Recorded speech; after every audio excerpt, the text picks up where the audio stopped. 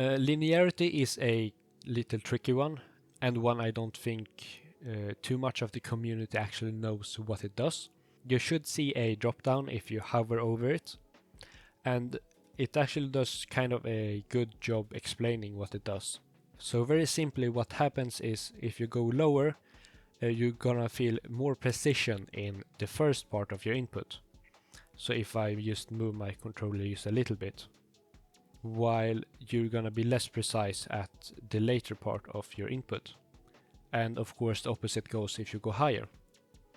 So this graph kind of represents what is happening with linearity. So you see you have your controller input here and your game input on this axis. So if you go lower, this red line, your controller input is going to be translated into a lower game input in the early part, but it is going to increase at the later part. And the opposite goes for if you put it higher. And this gives the feeling of having more precision in the first part of your input, but at cost of the later part.